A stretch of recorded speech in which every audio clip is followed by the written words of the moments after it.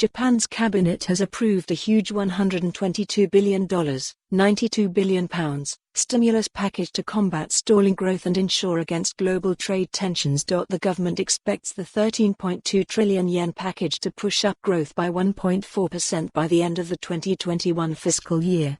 Economists have cautioned the effects could be lower, however. Read more. Hey, big spender. IFS boss Paul Johnson on the end of economic orthodoxy. The injection of stimulus comes amid growing calls for governments to loosen the purse strings to revitalize weak growth from organizations such as the International Monetary Fund, IMF.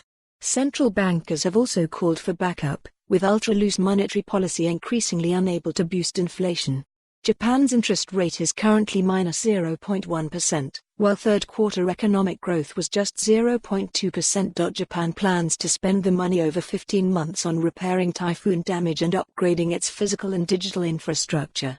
Now is the time to adopt bold fiscal policy to overcome various downside risks and secure future safety, while the Bank of Japan is patiently continuing powerful monetary easing, a government spokesperson said.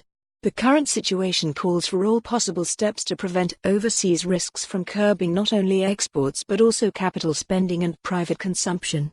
Japan has one of the world's biggest debt piles, amounting to more than twice its GDP, which could limit the impact of spending in some areas. Marcel Thieliant, senior Japan economist at Capital Economics, said the fiscal package would also include less fresh spending than the headline figure suggests. He added, the bulk of the spending will merely offset the unwinding of previous stimulus measures rather than result in a major fiscal expansion.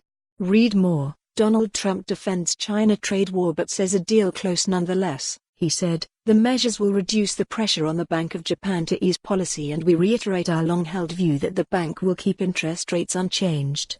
Freya Beamish, chief Asia economist at Capital Economics, said the estimate of a 1.4% GDP boost seems to be on the generous side. For more on this story, visit the news article link.